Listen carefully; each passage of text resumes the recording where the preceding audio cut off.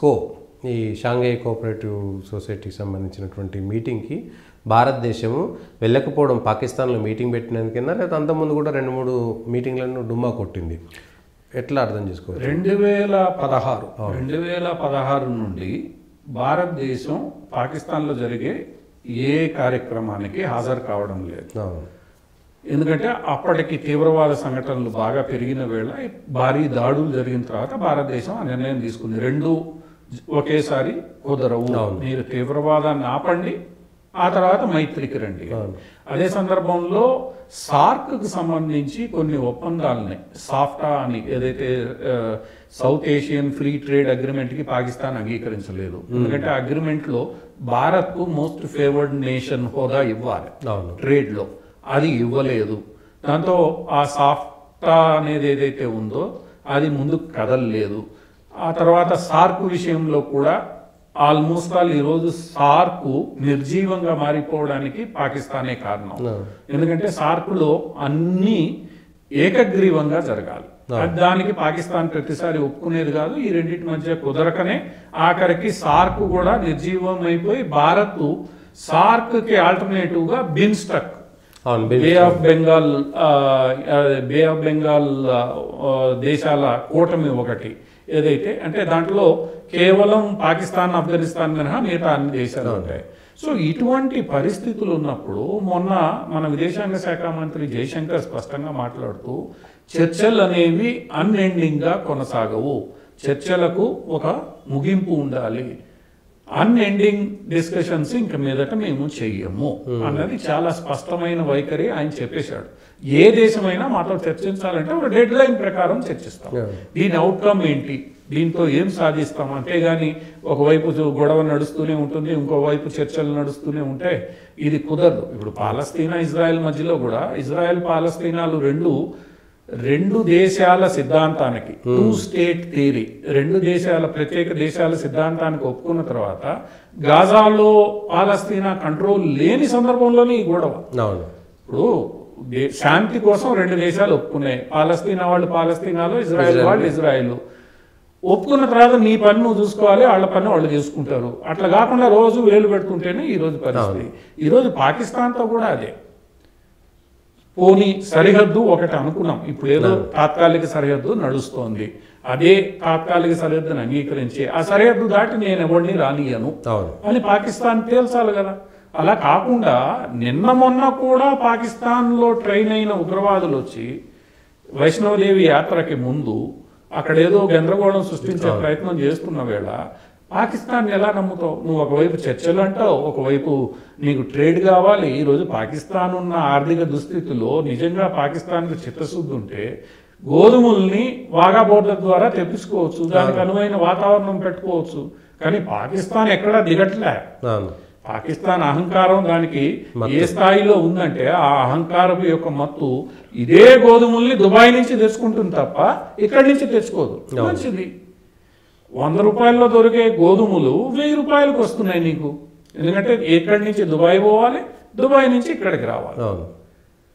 ఇది ఈ అహంకారపు మత్తు ఏదైతే ఉందో నేనే నా ఇస్లామాబాద్ లో పెట్టేందుకు పాకిస్తాన్ కు భారతదేశం వెళ్ళట్లేదు.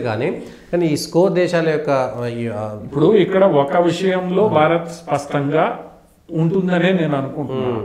ఇప్పుడు పాకిస్తాన్ వైఖరి మారదు, మనం ఒక వైఖరి తీసుకున్నాం స్పష్టంగా పాకిస్తాన్కి వ్యతిరేకంగా. ఇప్పుడు స్కో అది రొటేషన్లో స్కో యొక్క చైర్మన్షిప్ ఒక్కొక్క దేశానికి వస్తుంది. ఈరోజు పాకిస్తాన్కి వచ్చింది. భారత్ హాజరు కావాలని ఖచ్చితంగా లేదు. పాకిస్తాన్లో ఉన్న భారత హైకమిషనర్ కూడా హాజరు కావచ్చు. స్కో సమిట్లో భారత ప్రాతినిధ్యం వహించాలి అని అంటే గతంలో మన 2023లో జరిగిన స్కో సమిట్లో హెడ్ ఆఫ్ ద నేషన్స్ మీటింగ్కి జయశంకర్ హాజరయ్యారు. ఈ రోజు పాకిస్తాన్లో జరిగే స్కో సమావేశానికి భారత్ హాజరు కావాలని నిర్ణయించుకుంటే పాకిస్తాన్లో ఉన్న భారత హైకమిషనర్ ఎవరైతే ఉన్నారో వారు భారత ప్రతినిధిగా హాజరు కావచ్చు. ఇక్కడి నుంచి డెలిగేషన్ వెళ్ళాలి అని స్కోలో రూల్స్ ఏం లేవు. అందువల్ల భారత్ ఈరోజు ఏమాత్రం కాంప్రమైజ్ అయినా ఈరోజు స్కో వస్తుంది, రేపు ఇంకొకటి వస్తుంది. స్కోకి నువ్వు కాంప్రమైజ్ అయినప్పుడు రేపు ఇంకొక కూటమి అక్కడ మేము పెడతాం, తాలిబాన్ శాంతి కమిటీ పెడతారు, దానికి నువ్వు వెళ్తావా? వెళ్ళలేదు కదా పోయినసారి. అందువల్ల ఏంటంటే ఇక్కడ భారత్ తన స్పష్టమైన వైఖరిని కొనసాగించకపోతే పాకిస్తాన్ ఇట్లానే తన మత్తులో ఉంటుంది. పాకిస్తాన్ మత్తు మీరు దించాలి అని అంటే హాజరు కాకపోవడం, భారత ప్రాతినిధ్యం వహించాలి. ఎట్లా పాకిస్తాన్లో మన హైకమిషనర్ పాకిస్తాన్లో ఉండే హైకమిషనరు ఒక అడిషనల్ సెక్రటరీ స్థాయి అధికారి. ఆయన ఏమి చిన్నవాడు ఉన్నాడు పాకిస్తాన్లో హైకమిషనర్గా ఉన్న వ్యక్తి. సో ఒక అడిషనల్ కమిషనర్ స్థాయి అధికారి వెళ్తాడు, ఆయన బృందంతో వెళ్తాడు. అక్కడ అందరూ ఉన్నారు పాకిస్తాన్ హైకమిషన్లో, ట్రేడ్ కౌన్సిలర్ ఉంటాడు, మిలిటరీ కౌన్సిలర్ ఉంటాడు, అందరూ ఉంటారు. వాళ్ళు వెళ్ళి రావచ్చు. కానీ ఈరోజు దీన్నొక వివాదంగా చూపించడానికి ప్రయత్నిస్తే మాత్రం అది మంచిది కాదు. భారతదేశంలో కొన్ని ప్రతిపక్షాలు ఉన్నాయి, ఏం వెళ్ళొచ్చు కదా, చర్చలు చేయొచ్చు కదా. ఈరోజు ఒమర్ అబ్దుల్లా మాట్లాడేది కూడా అదే, పాకిస్తాన్తో ఎందుకు మాట్లాడాలి?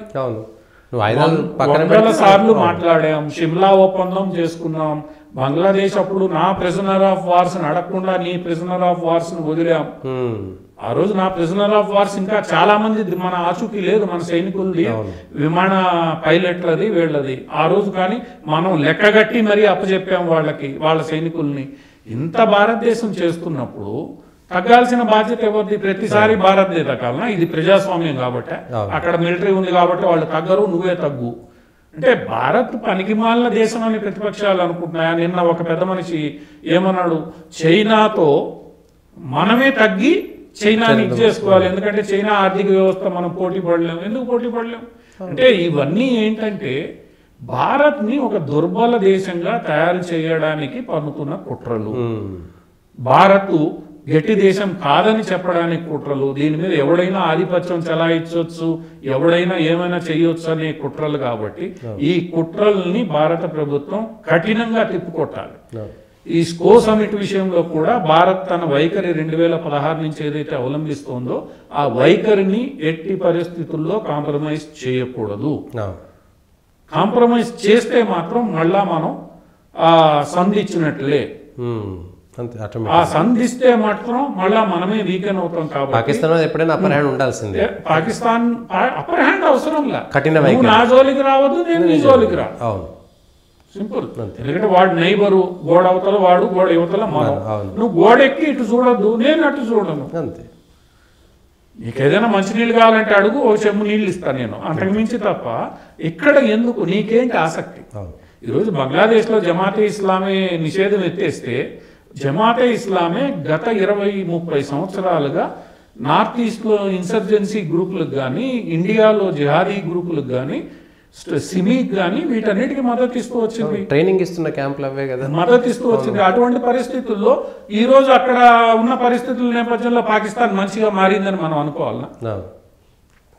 భారతదేశం తన వైఖరిని మార్చుకుంటే మాత్రం భారత వైఖరి కొంత ఇది వీకెన్ అవుతుంది తప్ప దీంట్లో మార్చి. ఇప్పుడు యుక్రెయిన్ కి మోదీ వెళ్ళాడు అంటే అక్కడ కథ వేరు. యుక్రెయిన్ తో మనకు ఎప్పటి నుంచో సంబంధాలు ఉన్నాయి, రష్యాతోనూ ఉన్నాయి. ఇద్దరికి మనం ఒకటే చెప్తున్నాం, కొట్టుకోవద్దు, కూర్చోండి, మాట్లాడుకోండి అని చెప్పి. రష్యాకి నువ్వు మద్దతు ఇచ్చేసావు అని జెలెన్స్కీ అసంతృప్తి ప్రకటించిన నా అవసరం. ఇప్పుడు నేను చమురు ఎక్కడి నుంచి తెచ్చుకోవాలి?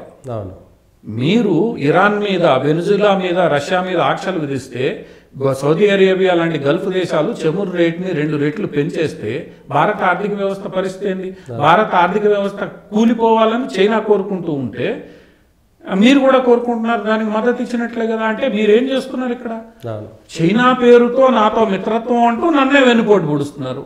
దానికి నేను అంగీకరించను. అందుకనే ఇక్కడ కూడా పాకిస్తాన్ వైఖరిలో స్కో సమిట్ కావచ్చు, ఇంకో సమిట్ కావచ్చు, పాకిస్తాన్ దారికి వచ్చేంత వరకు భారత్ తన వైఖరిని మార్చుకోకూడదు. అలా ఉంటుందనే ఆశిద్దాం, అలా ఉండాలనే కోరుకున్నాం.